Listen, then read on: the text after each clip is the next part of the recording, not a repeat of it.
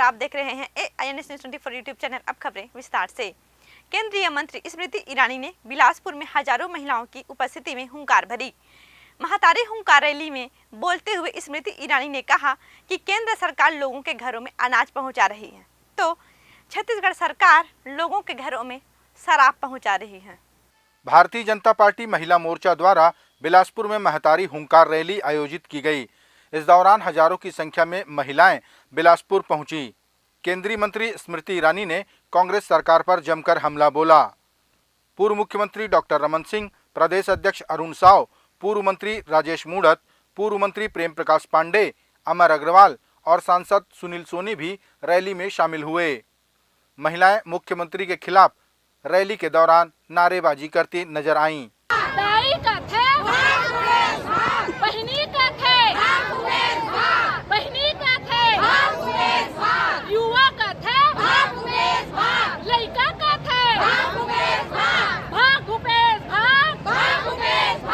सभा को संबोधित करते हुए केंद्रीय मंत्री स्मृति ईरानी ने कहा कि महिलाओं की इतनी बड़ी संख्या में उपस्थिति से साफ है कि महिलाओं को उनका समुचित अधिकार इस सरकार में नहीं मिल रहा है। स्मृति ने कहा कि हमारी बहनें अपना अधिकार लेना जानती हैं। केंद्रीय मंत्री ने कहा कि हमारी सरकार घर घर में अनाज पहुंचाती है और छत्तीसगढ़ की सरकार घर घर में शराब पहुंचा रही है। कोरोना लेकर आई थी तो हमारे बड़े भाई देश के प्रधान सेवक ने हर गरीब के घर में 28 महीना मुफ्त का राशन पहुंचाया। ये भारतीय जनता पार्टी के लिए सम्मान की बात है। आज अगर इस मंच से मेरी आवाज भूपेश जी तक जा रही है तो उनसे पूछना चाहती हूँ, विपदा की घड़ी में मोदी अनाज पहुंचा रहे थे और कांग्रेस वाले घर घर दारू लेकर जा रहे हैं। एक तरफ जीवन का सामान बांटा जा रहा था और दूसरी ओर भूपेश सरकार द्वारा मौत का सामान घर घर पहुंचाया जा रहा था। छत्तीसगढ़ के मुख्यमंत्री भूपेश बघेल ने अपने भेंट मुलाकात कार्यक्रम के दौरान जांजगीर चांपा के ग्राम सिवनी में विकास कार्यों की घोषणा की। इस दौरान मुख्यमंत्री ने गांव के मंदिर में जाकर पूजा अर्चना की और प्रदेश की खुशहाली की कामना की। ग्रामीणों द्वारा मुख्यमंत्री को माता की फोटो भी भेंट की गई। छत्तीसगढ़ के मुख्यमंत्री भूपेश बघेल ने अपने भेंट मुलाकात कार्यक्रम के दौरान जांजगीर चांपा जिले के ग्राम सिवनी में मां संतोषी मंदिर में पूजा अर्चना की और ग्रामीणों को संबोधित किया।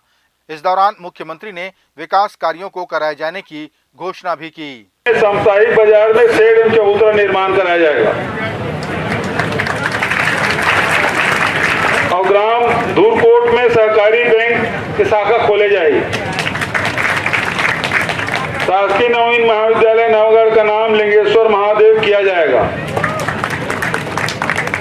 नवागढ़ लिंगेश्वर मंदिर का जीर्णोद्धार कराया जाएगा, ठीक है। और नवागढ़ में भी स्वामी आत्मानंद अंग्रेजी स्कूल खोले जाएगा। तो नवागढ़ में स्वामी आत्मानंद अंग्रेजी स्कूल खोले जाएगी। ग्राम कोटरा में हाई स्कूल में अतिरिक्त भवन और शौचालय निर्माण कराया जाएगा। ग्राम औरी में सीसी रोड बनवाया जाएगा और ग्राम सलखन में मुक्तिधाम तक सीसी रोड बनाया जाए और शासकीय हाई स्कूल बुढ़ेना का नामकरण आयुर्वेद रत्न डॉक्टर गुलाब सिंह के नाम से किया जाए और ग्राम उदय भाटा के हाई स्कूल का उन्नयन करके हायर सेकेंडरी स्कूल किया जाए और तुम्हारे यहाँ खेल मैदान बनाया जाए। हो गए। राजधानी रायपुर के गुड़िहारी में चल रहे शिव महापुराण कथा के कथावाचक पंडित प्रदीप मिश्रा ने पत्रकारों से चर्चा की। इस दौरान उन्होंने कहा कि सनातन धर्म में सभी पुराण श्रेष्ठ हैं। उन्होंने यह भी कहा कि भगवान शिव कभी नशा नहीं करते, उन्होंने तो विषपान किया था। राजधानी रायपुर के गुड़ियारी में चंपेश्वर शिव महापुराण की कथा का वाचन कर रहे पंडित प्रदीप मिश्रा ने शुक्रवार को पत्रकारों से चर्चा की।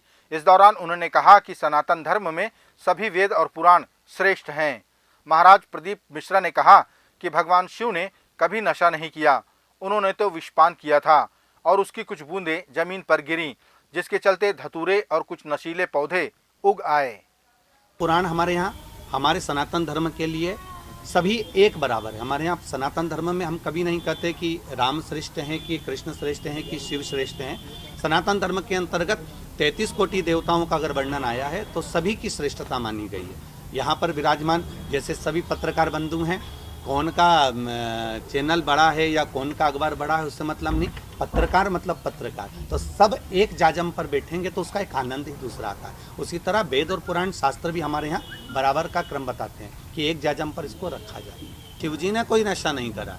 ये जो शिव जी के नए नए पोस्टर बनाए गए हैं, चिलम पीते हुए, गांजा पीते हुए, ये सब बात के बने हुए हैं। पूर्व के समय पर अगर भगवान शंकर का एक स्वरूप देखा जाए तो शिव जी के लिए जब विष भेजा गया था और विष की बूंदें जब नीचे गिरी थी पीते समय तो उससे भांग धतूरा उत्पन्न हो गया था। वो भांग धतूरा शंकर जी के पास में रखा हुआ है पर शिव जी उसको पीते नहीं है। रखा इसलिए है क्योंकि मुख से गिरा है तो वहाँ उत्पन्न हो गया। छत्तीसगढ़ के मुख्यमंत्री भूपेश बघेल ने ईडी की जांच पर सवाल उठाते हुए नान घोटाले और चिटफंड घोटाले के आरोपियों को बचाए जाने का आरोप लगाया। उन्होंने नान घोटाले के चर्चित नाम अनिल टुटेजा के कार्यकाल पर भी सवाल उठाए। छत्तीसगढ़ के मुख्यमंत्री भूपेश बघेल ने ईडी की जांच पर सवाल उठाते हुए कहा कि नान घोटाले और चिटफंड घोटाले में आरोपियों को बचाने की कोशिश की जा रही है। मुख्यमंत्री ने नान घोटाले के चर्चित नाम अनिल टुटेजा के कार्यकाल पर भी सवाल उठाए। रमन सिंह जी जब सत्ता में थे तो फिर उनके खिलाफ कार्रवाई क्यों नहीं? सबसे बड़ा सवाल है। 2015 का केस है, 2018 का है, उसके खिलाफ क्या कार्रवाई की है बता दें। जो आप बात कर रहे हैं उसके खिलाफ कार्रवाई करना था, नहीं किए। दूसरी बात यह है कि अनिल टुटेजा जी के केवल 8 महीने का कार्यकाल क्यों के दायरे में होना चाहिए? 2011 से या उसके पहले से 2004-5 से क्यों नहीं होना चाहिए? जब ईडी जब फाइल खोलती है तो फिर 90 में कब खरीदे? तुम्हारे पास पैसा कहाँ से आया? 85 में कितना था? 2000 में कितना था? ये जब पूछते हैं तो ईडी को क्यों नहीं पूछना चाहिए 2011 का मामला? क्यों नहीं पूछ रही है? सवाल तो इस बात का है, आखिर किसको बचा रहे हैं? और रमन सिंह इसमें नहीं आए थे क्या? देश की राजधानी दिल्ली में होने वाले नगर निगम चुनाव को लेकर मुख्यमंत्री अरविंद केजरीवाल ने अपनी पार्टी की 10 गारंटी दी। उन्होंने कहा कि काम रोकने वालों को वोट ना दे, काम करने वालों को वोट दे। देश की राजधानी दिल्ली में होने वाले नगर निगम चुनाव को लेकर आम आदमी पार्टी के मुख्यमंत्री अरविंद केजरीवाल ने दिल्ली वासियों को 10 गारंटियां दी हैं, जिनमें प्रमुख रूप से दिल्ली को स्वच्छ और सुंदर बनाने की गारंटी है, जिन्हें वे अगले चुनाव के पहले तक पूरा करने का वादा कर रहे हैं। केजरीवाल ने कहा कि काम करने वालों को वोट देना और काम रोकने वालों को वोट नहीं देना। मेरी दिल्ली के लोगों से अपील है, काम रोकने वालों को वोट मत देना, काम करने वालों को वोट देना। योगा रोकने वालों को वोट मत देना, योगा करवाने वालों को वोट देना। स्कूल बनाने वालों को वोट देना, गाली देने वाले और लड़ाई झगड़ा करने वालों को वोट मत देना। दिल्ली रोकने वालों को वोट मत देना, दिल्ली चलाने वालों को वोट देना। देश रोकने वालों को वोट मत देना, देश को नंबर 1 बनाने वालों को वोट देना। आज हम ये 10 गारंटी जारी कर रहे हैं और मैं दिल्ली के लोगों को विश्वास दिलाना चाहता हूं कि जैसे पिछली बार हमने जितनी गारंटी दी थी, सबके ऊपर काम चल रहा है, काम किया, कई गारंटी पूरी की, कई गारंटियों पे काम चल रहा है। ऐसे ही एमसीडी की भी सभी गारंटियों पे 10 की 10 गारंटियों को हम अगले चुनाव के पहले पूरा करेंगे। पहली गारंटी है, दिल्ली को सुंदर बनाएंगे। बहुत दुख होता है, चारों तरफ कूड़ा कचरा, कूड़े के पहाड़, कूड़ा ही कूड़ा है, कूड़ा ही कूड़ा है, कीचड़, नालियां भरी पड़ी हैं। दिल्ली को साफ और सुंदर बनाएंगे।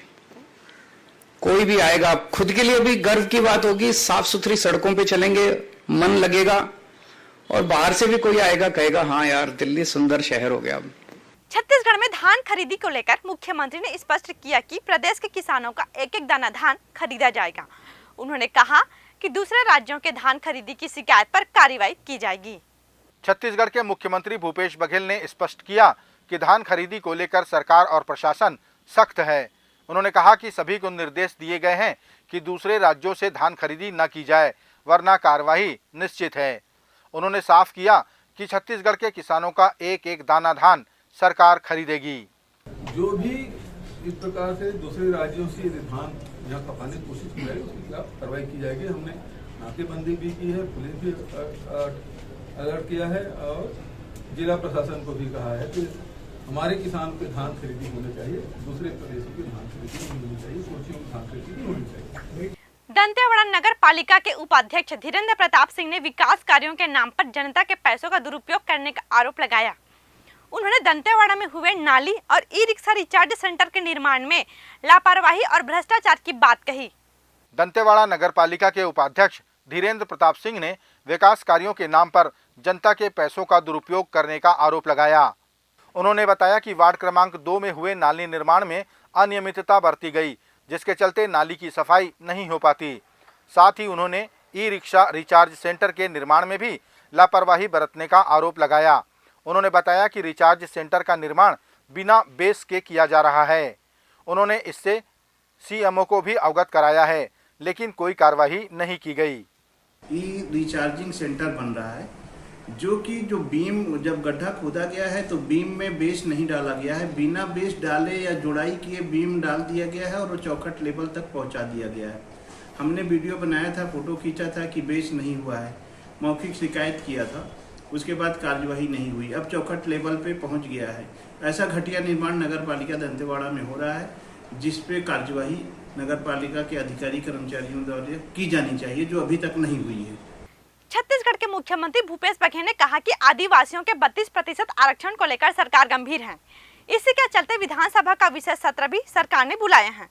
उन्होंने कहा कि पूर्व की भारतीय जनता पार्टी सरकार के दौरान आदिवासियों को 20% आरक्षण मिलता था। उस समय भारतीय जनता पार्टी के आदिवासी नेताओं ने चुप्पी क्यों साध रखी थी। आदिवासियों के 32% आरक्षण को लेकर प्रदेश के मुख्यमंत्री भूपेश बघेल ने कहा कि हमारी सरकार इसके लिए विधानसभा का विशेष सत्र बुला रही है। उन्होंने कहा कि पूर्व मुख्यमंत्री डॉक्टर रमन सिंह की सरकार में आरक्षण 20% था और भारतीय जनता पार्टी के तमाम बड़े नेता उस समय चुप करा दिए गए थे। 32% करने के लिए हमने विधानसभा विशेष सत्र बुलाया है। अनंत कुमार साय जी, नंदीराम कंवर जी, सोहन पुटे जी, बलीराम कश्यप जी, तमाम जितने आदिवासी नेता थे पहले, रमन सिंह बिल्कुल उसको साइड ट्रैक किए थे और रमन सिंह के समय ही ये 2004 से लेकर 2012 तक आदिवासियों को 20% मिलता रहा। इन लोगों को बिल्कुल वोट भी बंद करके रखे थे। चाइल्ड ट्रैफिकिंग के मामले में नागपुर पुलिस ने तत्परता दिखाई और रिपोर्ट के कुछ घंटे बाद ही एक मां को उसके 8 महीने के बच्चे से मिलवा दिया। जानकारी के अनुसार प्रार्थी महिला के पड़ोस में रहने वाले प्रजापति दंपति ने उसके बच्चे का अपहरण कर लिया था। चाइल्ड ट्रैफिकिंग के मामले में नागपुर पुलिस ने तत्परता दिखाते हुए रिपोर्ट दर्ज होने के कुछ ही घंटों में एक मां को उसका 8 महीने का बच्चा उसे सही सलामत दिला दिया। प्राप्त जानकारी के अनुसार नागपुर के कलमना इलाके में उक्त महिला के पड़ोस में रहने वाले प्रजापति दंपति ने उसके बच्चे का अपहरण कर लिया था। पुलिस ने बताया कि अपहरण करने वाली दंपति ने किसी जरूरतमंद परिवार के लिए बच्चे का अपहरण किया था। इस अपहरण की गुत्थी सुलझाने में शामिल रहे पुलिस कर्मियों का सम्मान भी किया गया। कि एक फैमिली जिसको इंड्यूस किया गया था कि उसको बच्चे की ज़रूरत थी, हम बच्चे ला के देंगे, ऐसा आरोपी के द्वारा इंड्यूसमेंट दी गई थी। और कुछ आरोपी जिनका पास्ट रिकॉर्ड भी चाइल्ड ट्रैफिकिंग में है, उन्होंने एक कपल जो प्रजापति करके एक्यूज्ड कपल हैं, वो घर लेके इस एरिया में किराए पे रह रहे थे और उन्होंने पोटेंशियल टारगेट आइडेंटिफाई किया और ये 8 महीने के बच्चे को चॉकलेट खरीद के दिलाता हूँ इस बहाने से मदर के पास से उस बच्चे को लिया और मदर काम करने वापस अंदर घर में गई। उस समय ये अपनी वाइफ, अपने 2 बच्चे और ये जो 8 महीने का बच्चा है उसको लेके ये फरार हो गए थे। ये थे आज के प्रमुख समाचार। आप देख रहे थे AINS News 24 यूट्यूब चैनल। कल फिर मिलेंगे ताजा तरीन समाचारों के साथ। तब तक रोजाना की ताजा खबरों के लिए आप हमारे लोकप्रिय यूट्यूब चैनल AINS News 24 को सब्सक्राइब, लाइक और शेयर करना न भूलें। नमस्कार।